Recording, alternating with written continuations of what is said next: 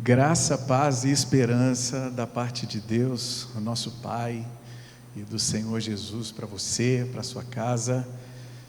Como já temos sido abençoados durante esse tempo de culto aqui, nessa manhã, e que privilégio a gente tem de rever pessoas queridas novamente.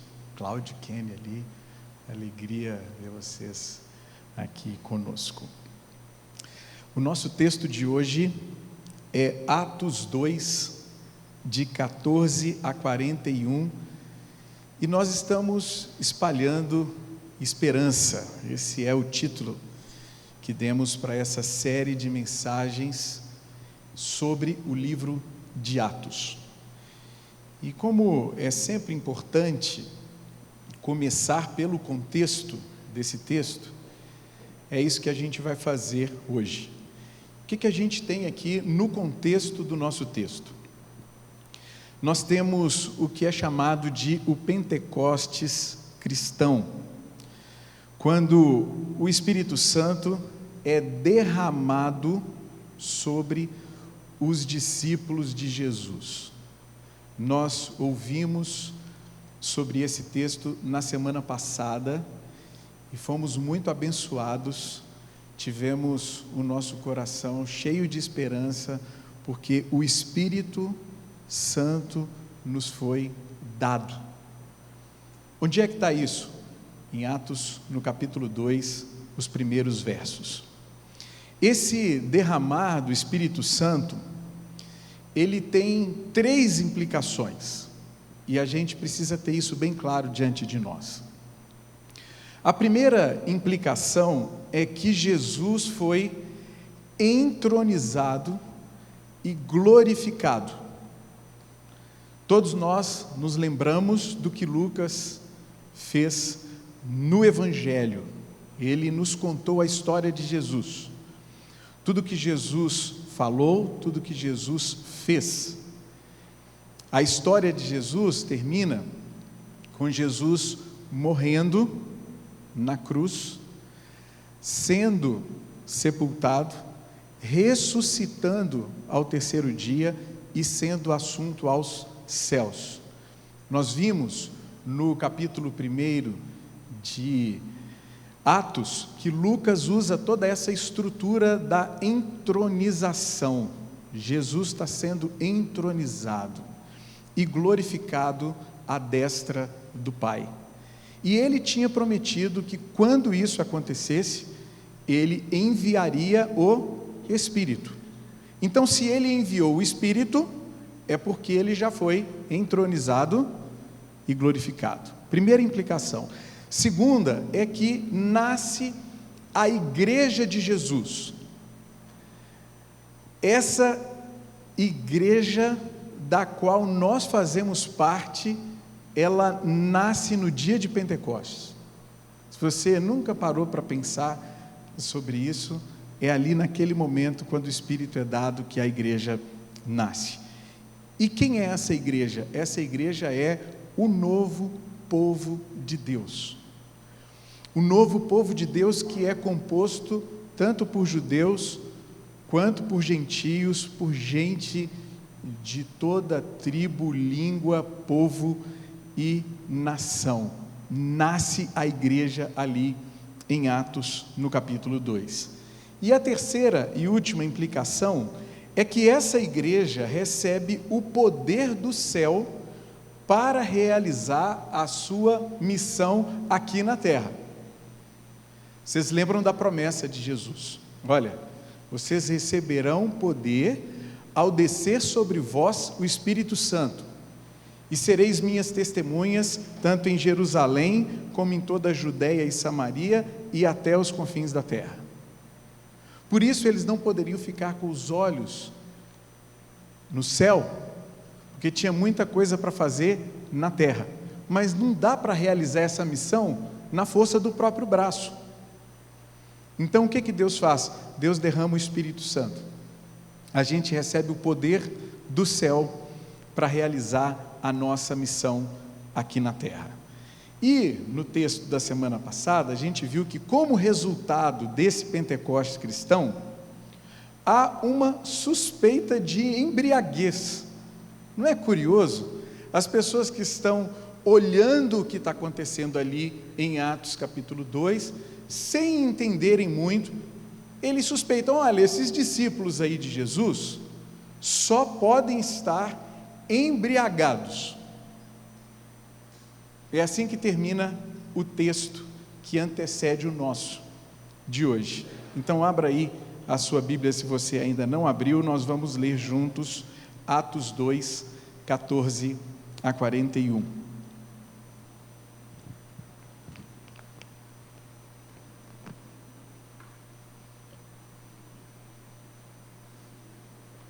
Então Pedro levantou-se com os 11 e em alta voz dirigiu-se à multidão: homens da Judeia e todos os que vivem em Jerusalém, deixem-me explicar isso.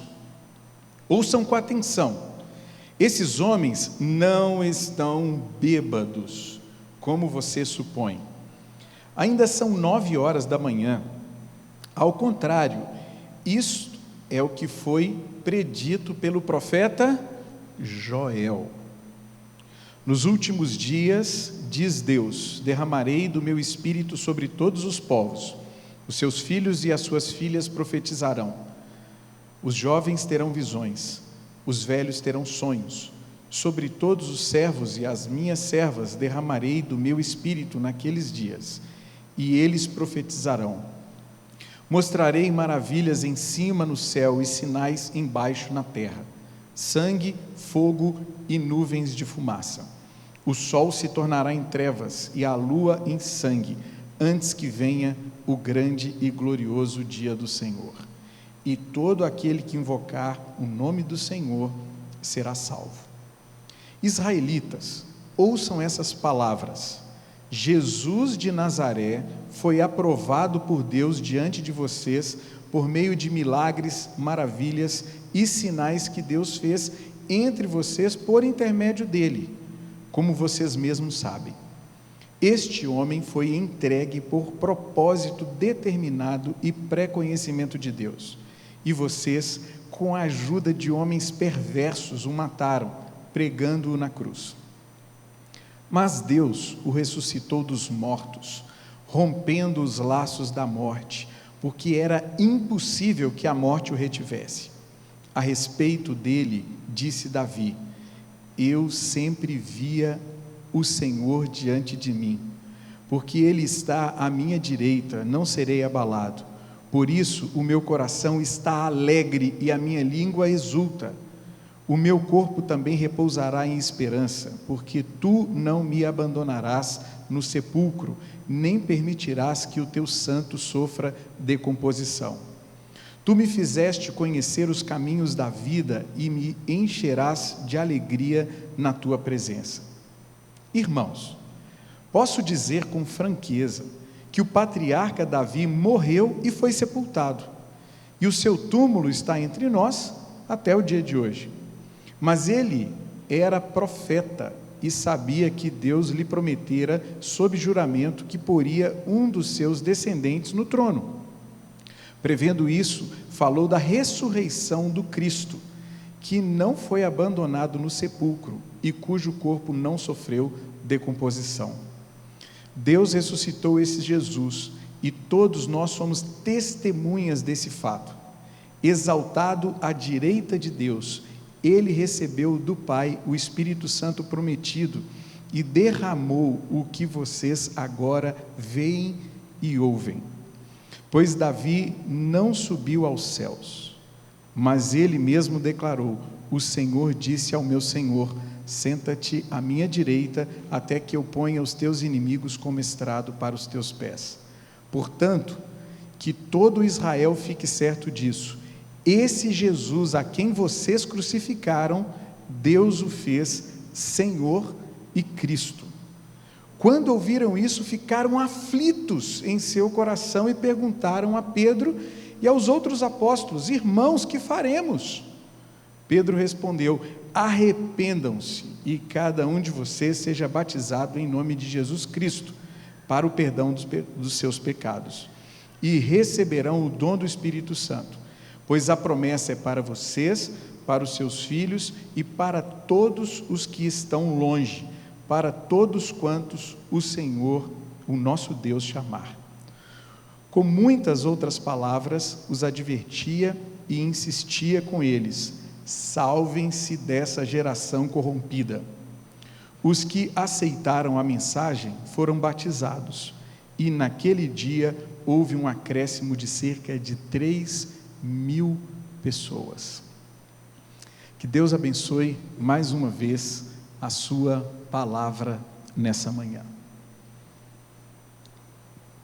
Eu gostaria de propor, à luz desse texto, que o Evangelho é o poder de Deus para a salvação de todo aquele que crê. Palavras de Paulo, né? O Evangelho é o poder de Deus para a salvação de todo aquele que crê. E observemos, então, nesse texto, 3 aspectos muito importantes desse Evangelho. O primeiro aspecto é a promessa do Evangelho. É isso que nós encontramos aqui do verso 14 até o verso 21. O nosso texto, ele começa com a explicação de Pedro em relação ao que estava acontecendo naquele dia de Pentecostes.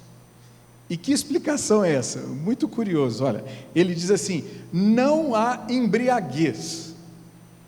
O mais legal é a razão que ele dá para explicar que não é embriaguez. Ele fala assim: são 9 horas da manhã, ninguém enche a cara essa hora, são apenas 9 horas, tá? Ele só fala isso, e ele vai dizer então o que há. O que há é o cumprimento de uma profecia. O que estava acontecendo ali, naquele momento, no cenáculo, onde aqueles irmãos estavam reunidos, era o cumprimento de uma profecia. Essa profecia fora dada por Joel. E aí a gente precisa então voltar só um pouquinho para a gente entender o Joel aqui. Joel, cujo nome significa o Senhor é Deus, é um dos profetas menores. Ele é filho de Petuel e provavelmente pertence à classe sacerdotal. Ele profetiza de Jerusalém para todo o reino de Judá. Não sei se vocês estão lembrados, nessa época Israel está dividido em 2 reinos, reino do norte e reino do sul. O reino do sul é Judá, cuja capital é Jerusalém. É para esse reino do sul que o Joel está profetizando. E ele antevê um tempo de crise nos seus dias, explica a sua causa, o que gerou essa crise, e orienta sobre a sua superação. Como é que a gente supera essa crise? Essa é a profecia de Joel, e eu acho que vale muito a pena você separar um tempo durante essa semana para ler o profeta Joel. Você vai ser muito abençoado por essas palavras que ele nos comunica. No capítulo 2 do livro de Joel, apresentando a resposta de Deus ao arrependimento do povo, o Joel menciona um tempo de abundância. Que tempo de abundância é esse? É um tempo onde, nos seus próprios dias, a chuva viria e a terra que não estava produzindo passaria a produzir de novo. Isso significa que o povo teria alimento, teria o seu sustento, seria um tempo de muita abundância. Então, essas palavras de Joel se cumprem nos seus próprios dias. Mas ele também fala do derramar do Espírito Santo, no mesmo texto, que se cumpre, prestem atenção nessa expressão, nos últimos dias. Últimos dias. Quando é que está se cumprindo? Aqui em Atos capítulo 2. O profeta Joel lá atrás falou assim: olha, vai chegar um tempo em que o Espírito Santo vai ser derramado.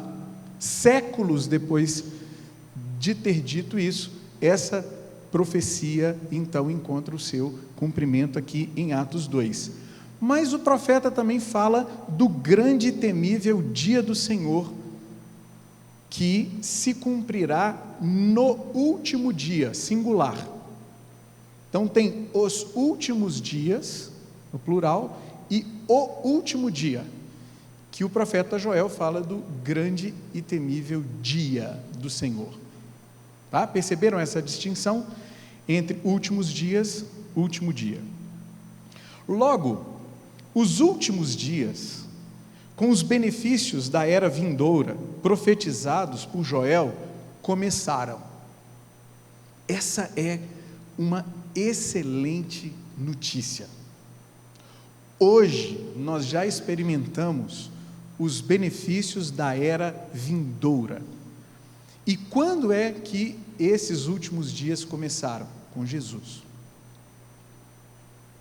O que Pedro está contando para eles é que não tem ninguém aqui embriagado, não, está todo mundo experimentando o cumprimento, a realização da promessa de Deus, feita por Joel lá atrás. Está todo mundo cheio do Espírito Santo. E por que está todo mundo cheio do Espírito Santo? Como o profeta Joel diz, isso aconteceria nos últimos dias? Os últimos dias começaram. Essa é a grande notícia, essa é a boa nova que Pedro está anunciando para aquele povo e para todos nós também. Nesses últimos dias, quando tem início a nova criação, o Espírito Santo é derramado sobre todos os povos, indistintamente. O texto fala que ele vem sobre os filhos e as filhas, os jovens e os velhos, os servos e as servas. O Espírito Santo vem, é derramado sobre todos, indistintamente. Os últimos dias inauguram o que a gente chama de o tempo da salvação, até o dia do Senhor, quando haverá então juízo da parte de Deus sobre toda a terra. E a boa notícia é que até lá, até o dia do Senhor, todo o que invocar o nome do Senhor Jesus será salvo. Isso aconteceu comigo um dia, isso aconteceu com você um dia. A gente ouviu o Evangelho, a gente ouviu a boa nova, e o Espírito Santo nos levou a invocar o nome do Senhor, e nós experimentamos essa gloriosa salvação que nos transformou por inteiro, que mudou a nossa vida, que representou para nós um antes e um depois de Cristo. E essa salvação, então, é tanto uma realidade presente, quanto uma esperança futura de libertação. Estamos sendo libertos do poder do pecado, e um dia seremos completamente libertos. Amém? É uma excelente notícia. Nós estamos vivendo o tempo da salvação. Mas para tentar comunicar melhor isso, o que eu fiz? Eu desenhei um esboço e falei assim: vou mandar para o Kleber, porque as ideias eu tenho, mas ele torna as coisas bonitas, né? E as coisas bonitas a gente compreende melhor, né? Então eu desenhei um quadro e eu quero compartilhar com vocês, para a gente entender muito bem do que a gente está falando. Isso tem que ficar na nossa mente, no nosso coração. Esse quadro é o quadro da história da redenção. Tá bom? História da redenção. É isso que precisa orientar a nossa vida. Por isso eu coloquei é esse sujeito aqui, que sou eu, é você, tá? Você pode colocar ali o seu nome. Vocês viram que ele está bem pertinho do fim? De propósito, assim, que tomara que já esteja assim, bem perto do fim mesmo, né? Então eu coloquei ali para a gente saber onde é que a gente está aqui nessa história. Mas eu queria comentar um pouco esse quadro para a gente entender. Se vocês observarem, olha, tem eternidade aqui e tem eternidade aqui. Vocês lembram que a Bíblia fala que de eternidade a eternidade Deus é Deus? Muito bem, então uma eternidade passada, uma eternidade futura, está ali. Mas a nossa história da redenção, ela começa assim, olha, tem uma criação aqui. Onde é que isso está presente no nosso texto? Gênesis 1 e 2. Ali a gente encontra o relato da criação. Deus cria tudo, e tudo é muito bom. Tudo fica muito bom. Mas, um capítulo depois, acontece a queda. Estão vendo a queda? Então, criação, logo depois tem a queda. A queda é a entrada do pecado no mundo. A gente decidiu se rebelar contra Deus. Ao invés de se sujeitar à vontade de Deus, a gente afirmou a nossa própria vontade. O mal entrou na história, a maldade entrou na história. Tudo de ruim que a gente experimenta nesse mundo aqui é consequência dessa queda aqui de Gênesis 3. E daí em diante entrou em ação um grande projeto de Deus para restaurar toda a sua criação. Então, se vocês observarem, olha, criação, queda, vai acontecer a redenção. A redenção acontece com Jesus. Jesus morto e Jesus ressuscitado. A cruz ocupada, o túmulo vazio. Aqui está o centro do Evangelho, da boa notícia. É aqui que está acontecendo a nossa redenção. E depois, se vocês observarem, olha, vai ter uma nova criação. Tá? É muito simples para a gente entender. Criação, queda, redenção, nova criação. Mas se você observar bem, aqui está a era presente, que é a era onde nós estamos, todos nós. E aqui, olha, tem a era vindoura. Em Cristo, os benefícios da era vindoura invadem a era presente. Nós já podemos experimentar em parte o que um dia será pleno. Essa é a boa notícia. Por isso que aqui tem um já. Nós já podemos experimentar os benefícios da era vindoura, mas aqui tem um ainda não. Só quando chegar lá no final, quando Jesus voltar, é que a gente vai experimentar os benefícios da era vindoura. Como é que a gente chama isso? A gente chama isso de reino de Deus. O que é o reino de Deus? O reino de Deus é a vontade de Deus sendo feita na terra, como ela é feita no céu.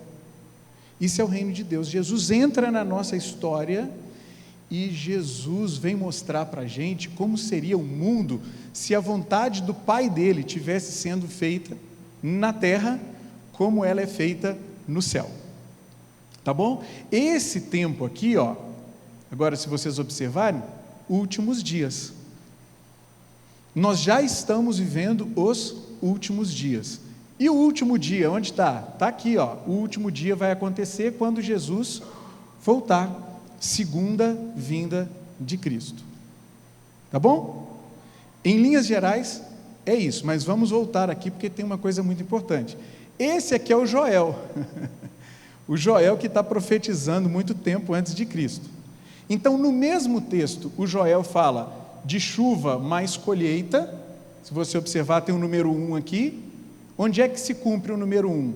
Está aqui, nos dias dele.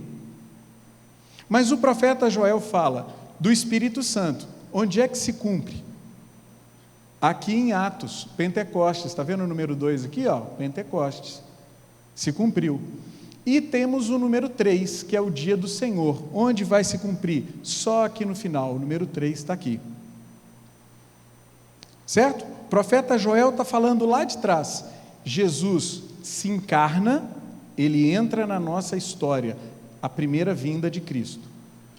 Aí o que Lucas conta para a gente, está aqui, ó. Esse aqui é o Evangelho de Lucas. Está contando para a gente como é que foi a vida, a obra que Jesus realizou. Jesus morre, ressuscita, é assunto aos céus. Está vendo? Então, quando ele é assunto aos céus, acontece o que eu falei no início. Ele está sendo entronizado, glorificado, e por isso derrama o Espírito Santo. Olha o Pentecostes aqui. O Espírito Santo é dado, é derramado. Esse tempo, que a gente está chamando aqui de os últimos dias, nós podemos experimentar os benefícios da era vindoura, o início da nova criação, e é o tempo também da salvação. Então nós estamos orientados por essa história. Quando você fechar os seus olhos e pensar assim, quem sou eu nesse mundo aqui, você tem que se imaginar como essa pessoa aqui. A gente não está num vácuo, tem uma história da qual a gente faz parte, e é essa história que deve formar a nossa maneira de ser gente nesse mundo de Deus. É isso que nos orienta, essa é a nossa perspectiva, essa é a nossa referência. Então onde eu estou? Eu estou aqui, espero que bem no finalzinho. E o que nos espera? Segunda vinda de Cristo, último dia, o dia do Senhor, e vai acontecer uma nova criação. Esse mundo no qual nós vivemos vai ser completamente transformado. Aqui tudo que é sinal de injustiça vai ser eliminado, porque no novo céu e na nova terra, esse mundo transformado, só habita a justiça, 2 de Pedro, capítulo 3. É isso que a gente espera. Bom, e por que é importante? Pode deixar o quadro aí até o próximo. Por que isso é importante? Porque em um mundo como o nosso, onde há múltiplas histórias, nós precisamos conhecer e viver a história da redenção. Tem muitas histórias que são contadas. De acordo com Michael Gorin, é um teólogo, professor e pastor canadense, todas as pessoas, de todas as sociedades e culturas, conscientes disso ou não, são moldadas por algum tipo de história ou de narrativa. Sabe o que isso significa? Eu, você, nós somos moldados por alguma história. Estejamos conscientes disso ou não. A história que nós consideramos verdadeira sobre o mundo, ela dá sentido à nossa vida nesse mundo. Se essa história é a história que nós consideramos verdadeira, ela é que vai orientar, ela é que vai dar sentido para nós nesse mundo. Isso inclui, irmãos e irmãs, as nossas crenças e os nossos valores, as nossas escolhas e as nossas decisões, os nossos relacionamentos e as nossas vocações, as nossas perspectivas e as nossas esperanças. Onde é que tudo isso está? Tudo isso precisa estar em harmonia com essa história da redenção. Bom, aí você pergunta assim, tem outras histórias? Tem várias outras histórias. Por exemplo, você pode ser moldado pela narrativa do sucesso. Tem muita gente que é. Então, você existe para quê? Eu existo para ter sucesso aqui nesse mundo. Sucesso pessoal, acadêmico, profissional, qualquer coisa. Eu estou orientado, estou focado nisso, e toda a sua vida vai ser orientada, vai ser norteada por isso. Sucesso é bom? É ótimo, óbvio que é ótimo, né? Mas como é que a gente passa a ser orientado pela história da redenção? Como é que a gente passa a ser norteado por aquilo que é reino de Deus? É isso que a gente precisa compreender.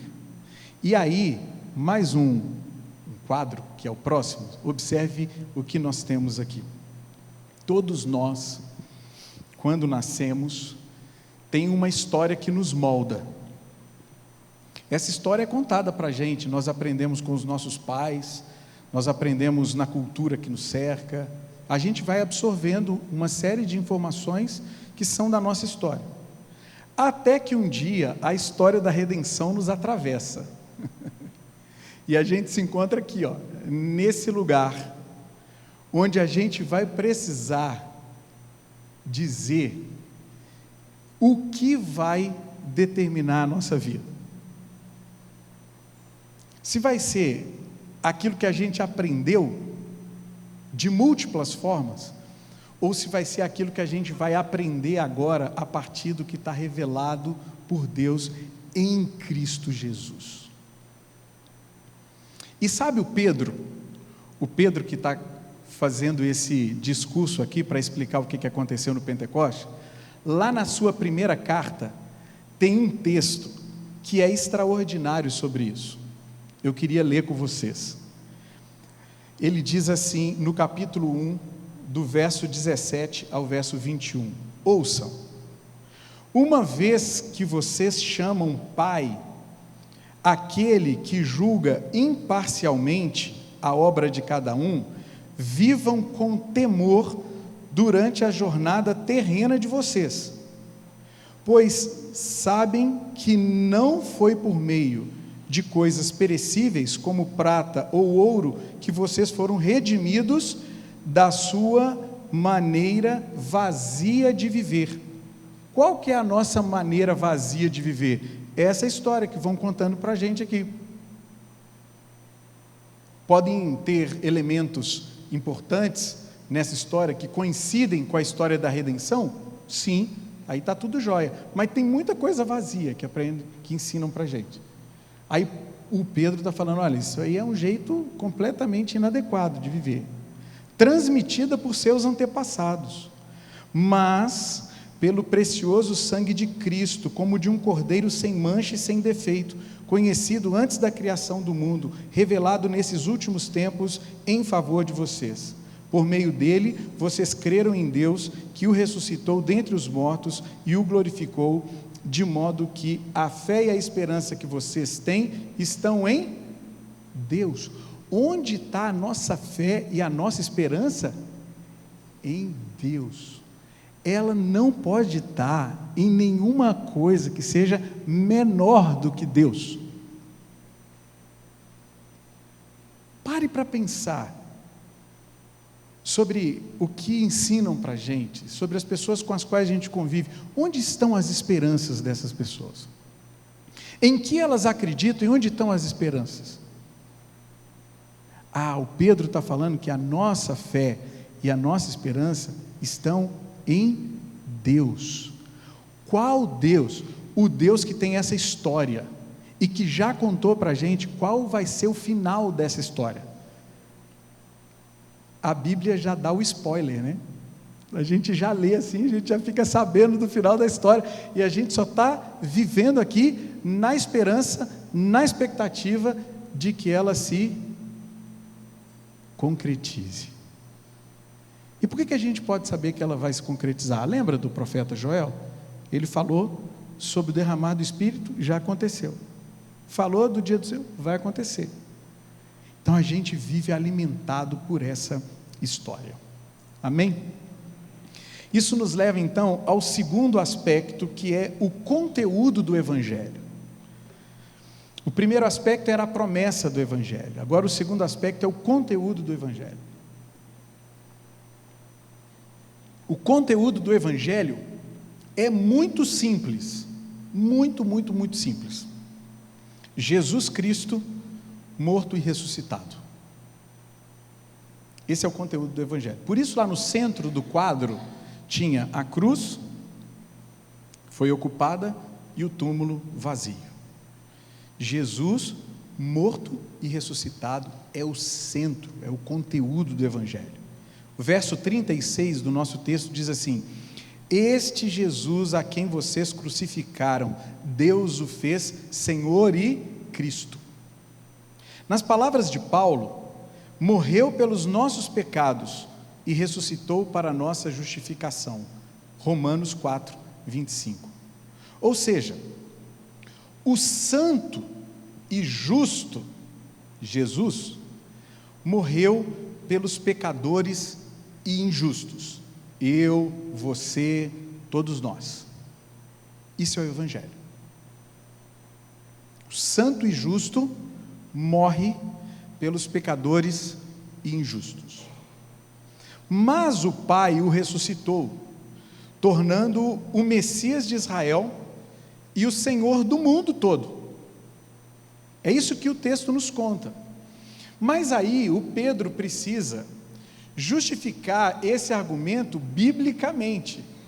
Então, para justificar, para fundamentar a sua argumentação na Bíblia hebraica, o Pedro vai citar aqui 2 profecias de Davi e vai aplicar essas profecias a Jesus. A citação do Salmo 16, de 8 a 11, aponta para o fato de que aquele que foi levantado da morte é o verdadeiro filho herdeiro de Davi, é o Messias de Israel. Já a citação do Salmo 110:1 aponta para o fato que esse Messias de Israel é também o Senhor do mundo, aquele que sujeitará tudo a si mesmo. Quando que isso vai acontecer? Lá no final da história. Jesus já está reinando, Jesus já está colocando todas as coisas debaixo de si. Na linguagem de Paulo aos Efésios, ele já está sendo cabeça de todas as coisas estão sendo colocadas debaixo do seu governo, do seu senhorio. Então, em um mundo onde nós somos aceitos pelo que entregamos aos outros, não é assim? Essa palavra não está muito na moda? Você tem que entregar. Todo mundo, a sua equipe lá no seu time de trabalho, entrega. Que dia que vai ser a entrega? É entrega. Aí a gente vai sendo aceito pelas entregas que a gente vai fazer. Então, nesse mundo, onde somos aceitos pelo que entregamos aos outros, nós precisamos rememorar o conteúdo do Evangelho. Jesus morreu e ressuscitou para que nós fôssemos perdoados e aceitos na família de Deus. Esse é o conteúdo. Jesus morreu e ressuscitou para que nós fôssemos aceitos na família de Deus. Agora vem talvez a frase mais importante dessa manhã. O Evangelho, ele não diz respeito ao que fazemos para Deus. Ele diz respeito ao que Deus fez por nós. Essa é a frase mais importante de todas. O Evangelho não diz respeito ao que nós fazemos, entregamos para Deus, mas diz respeito ao que Deus fez, entregou por nós. E o que Deus entregou por nós? O próprio Filho dele.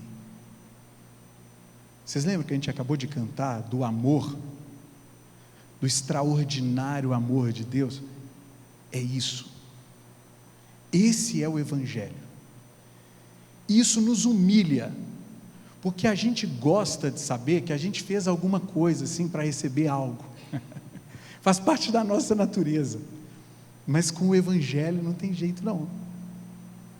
Com o Evangelho é Deus que faz tudo, absolutamente. E a gente, pela fé, só faz isso daqui, estende a mão, para receber de graça o que Deus faz por nós. Esse é o Evangelho. Por ele, nós descobrimos que todos os nossos pecados foram perdoados. Sabe o que significa todos? Aqui, no grego profundo, todos. Todos significa passados, presentes, futuros. Todos os nossos pecados são perdoados. Todos os pecados que você já cometeu, pensa aí, nem dá, né? Olha para trás assim, tudo quanto é pecado, já foram perdoados. Os pecados que você cometer hoje, já foram perdoados. Amanhã você vai pecar também, eu vou, todo mundo vai. E até que esse reino seja pleno. Todos os nossos pecados já estão perdoados. E que no poder do Espírito Santo, nós podemos viver uma vida nova, imitando a Jesus nesse mundo. E isso é muito importante. Deus não perdoa os nossos pecados para a gente continuar vivendo no pecado. Deus perdoa os nossos pecados para que pelo poder do Espírito Santo a gente tenha a possibilidade de viver uma nova vida. Por isso o Evangelho diz respeito ao passado, sim, mas também toca o nosso futuro. Não é para a gente continuar vivendo do mesmo jeito, não é para o pecado continuar dominando sobre nós. É outra coisa, é uma vida completamente nova, sendo renovada todos os dias. Sem a obra do Filho, então, esquece. Sem o poder do Espírito Santo, esquece também. Não dá, a gente não dá conta. Sem a obra do Filho, sem o poder do Espírito, esquece. É tão grande que a gente não consegue. Porém, pela obra do Filho e pelo poder do Espírito, nós podemos ser gente como gente deve ser para a glória do Pai. Isso é o Evangelho. É pelo que Cristo fez no passado, morreu e ressuscitou, e pelo que o Espírito Santo está fazendo em nós todo dia, é que a gente pode viver aqui uma vida bonita, uma vida linda, para a glória de Deus, o nosso Pai. Nós não somos melhores e nem piores do que ninguém. Isso não nos coloca numa posição de superioridade sobre os outros irmãos, pelo amor de Deus. Se a gente está entendendo, é todo mundo pecador. Então, se a gente, por alguma razão, lá no fundo do nosso coração, se acha superior a alguém, a gente está errado. Isso é o engano do pecado. Nós não somos melhores nem piores do que ninguém, somos gente pecadora, alcançada pela misericórdia e pela graça de Deus, ponto. Só isso. E isso não é pouca coisa, isso é muita coisa, é muita coisa. Terceiro e último aspecto, é a nossa resposta então ao Evangelho. Então, se tem a promessa do Evangelho, o conteúdo do Evangelho, Jesus morto e ressuscitado, agora tem a nossa resposta. Vocês lembram como é que o texto termina? 37 a 41, olha aí. A resposta ao Evangelho é o arrependimento e a fé. Como é que nós chamamos isso? Nós chamamos isso de conversão. A gente usa essa palavra assim, né, tantas vezes, às vezes sabendo do que está falando, às vezes não. Então, conversão é a resposta ao Evangelho, arrependimento e fé. A conversão é uma absoluta mudança de direção, é dar meia volta e ir em direção a Jesus. Isso é conversão. E o texto é bem claro, o sinal visível dessa conversão é o batismo. Vocês ouviram como é que o Pedro fala para eles? E agora, o que a gente vai fazer? Muito simples, vocês precisam se arrepender e serem batizados. O batismo é essa resposta. Por que é assim? Porque o batismo é uma das ordenanças de Jesus para nós. Se você lembrar lá de Mateus, capítulo 28, do 16 ao 20, o chamado texto da grande comissão, o que o texto fala? Indo por todo o mundo, façam discípulos de todas as nações, batizando-os em nome do Pai, do Filho e do Espírito Santo. Acabou? Não. E ensinando-os a guardar tudo que eu tenho dito. Então todo mundo que ouve o Evangelho e confia no Evangelho, se sujeita ao batismo. O batismo é essa primeira resposta que a gente dá consciente de que o Evangelho fez sentido para a gente, que o Espírito tocou o nosso coração e que a gente está respondendo ao nosso Deus com obediência, porque é a ordenança dele. No batismo está simbolizada a morte para o pecado e a ressurreição para a nova vida. Quem assim o faz, tem o Espírito Santo, que é de fato o que mais importa na vida. Se você me perguntasse, Luiz, o que você acha que mais importa na vida? Eu acho que eu ia responder para você, o que mais importa na vida é ter o Espírito Santo. O resto, a gente chega lá. Mas sem o Espírito Santo, esquece. Esquece. Quem assim o faz, então, tem o Espírito, e isso é o que mais importa. E todos os que são batizados, então, passam a integrar a igreja de Jesus. Vocês viram que no final do texto fala assim, naquele dia 3.000, gente, já imaginaram isso? 3.000 pessoas chegando para compor a igreja de Jesus em um só dia. Em Atos a gente vai ver que esse número vai crescendo, a partir do momento em que a história segue adiante, né? Mas aqui 3.000 pessoas. Bom, então em um mundo obstinado e rebelde, como o nosso mundo, nós precisamos nos voltar para Cristo em humildade e em obediência. Duas palavras: humildade e obediência. Na verdade, precisamos ser convertidos pelo Espírito Santo todos os dias. Até quando? Até o fim das nossas vidas. Todo dia o Espírito Santo tem alguma coisa para trabalhar em nós. Você pode imaginar a cena assim? Jesus está aqui na frente e o Espírito Santo está trabalhando na gente. Aí o Espírito vai trabalhando, ele olha para Jesus e fala, Luiz, não está legal isso aqui não, deixa eu mexer aqui, aí vai mexendo em mim, aí Jesus é a referência, aí o Espírito olha lá para Jesus e fala, Luiz, isso aqui também não está batendo com Jesus não, vamos mexer nisso daqui também. E essa obra só acaba quando? Lá no fim. Lá no fim. A boa notícia é que ela vai acabar.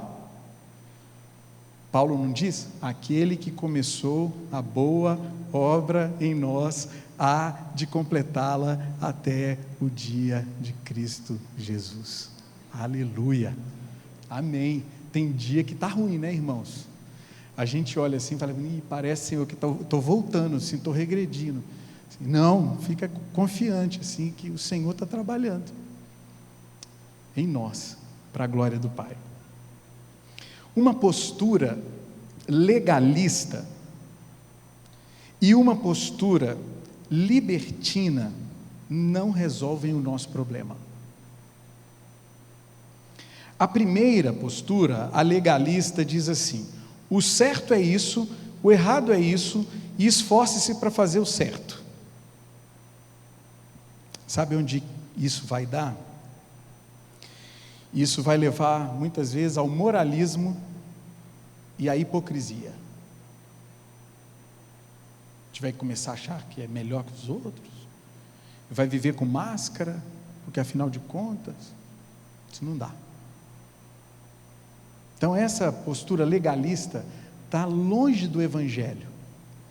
Se lembrar, era exatamente isso que Jesus condenava na postura dos fariseus. Não dá para ser assim. Mas por um outro lado, a postura libertina também não dá. O que o libertino diz? Não há certo, não há errado, faça o que você quiser. Isso leva a quê?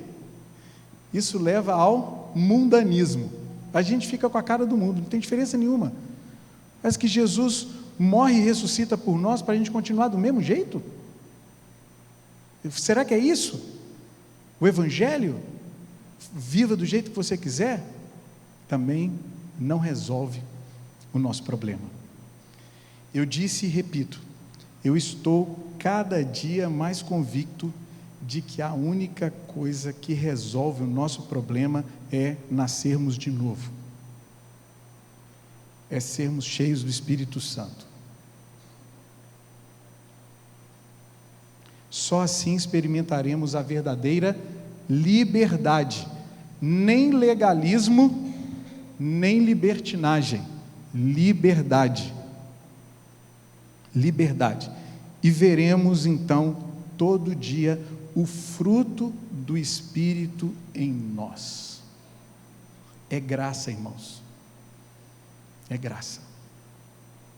Se não for graça, esquece, que a gente não dá conta. Vez por outra, acho que como pai, eu me pego orando pelos meninos, né?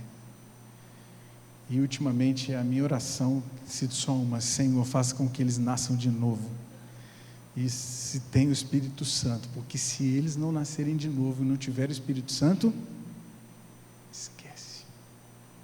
Mas se eles nascerem de novo e tiverem o Espírito Santo, eu confio que o Espírito Santo vai fazer a obra na vida deles, como está fazendo na nossa vida, e vai levá-los até o final. Ou a gente confia no Espírito Santo, ou esquece.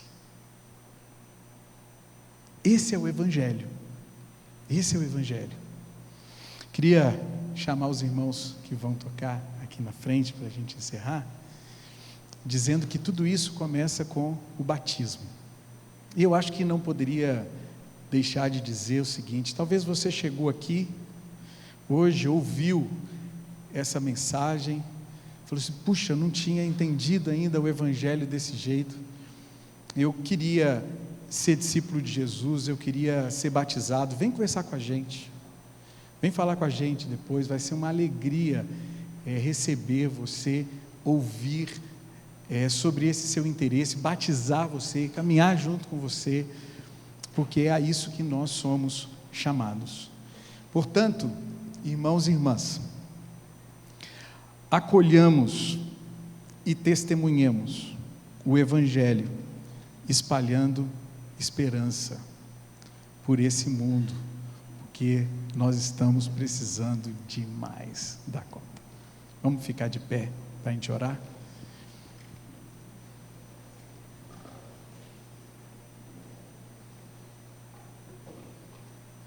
Feche os seus olhos, curve a sua cabeça e agradeça a Deus pelo amor dEle, pela essa graça que um dia te alcançou, me alcançou, nos alcançou.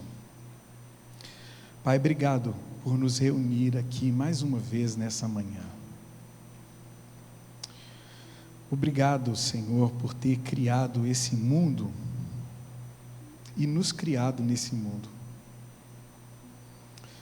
Obrigado porque a gente tem, pela Tua Palavra, a possibilidade de reconhecer a nossa história e de reconhecer na nossa história a extraordinária história da nossa redenção. O nosso coração olha para tudo isso e se enche de gratidão, especialmente por Jesus. Obrigado por Jesus, Pai. Obrigado porque Jesus deu a própria vida por nós. Obrigado porque a morte não o deteve e Ele ressuscitou. nos dando a possibilidade de experimentar uma nova vida.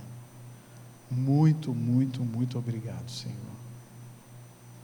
É nisso que está a nossa esperança. Obrigado porque o Teu Espírito Santo habita em nós. E é pelo poder dEle que nós podemos ser gente nova todos os dias. Nós reconhecemos diante de Ti os nossos pecados. Não são poucos. A gente reconhece diante de Ti a nossa fraqueza, a nossa inadequação. E a gente pede ao Espírito Santo que nos encha todos os dias e que forme Jesus em nós todos os dias, para que a gente viva essa vida bonita que o Evangelho nos propõe aqui nesse mundo.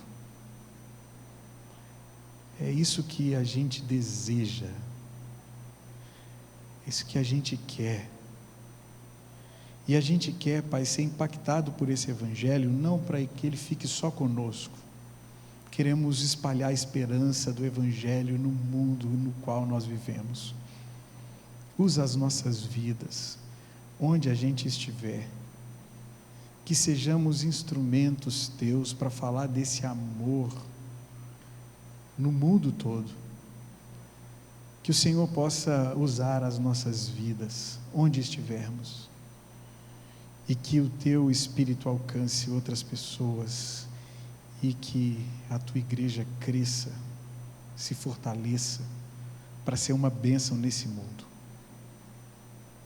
Ajuda a gente a orientar a nossa história por essa história, não pelas narrativas que a gente ouve o tempo inteiro, desde quando a gente nasceu, mas que a gente possa ser orientado pelos valores e princípios do Teu reino nesse mundo, na certeza de que um dia o Senhor Jesus voltará, e esse reino que é em parte será pleno para a Tua própria glória. Ajuda-nos, enquanto a gente está caminhando por aqui, que sejamos sinais do Teu reino nesse mundo, em nome de Jesus. Amém, amém e amém.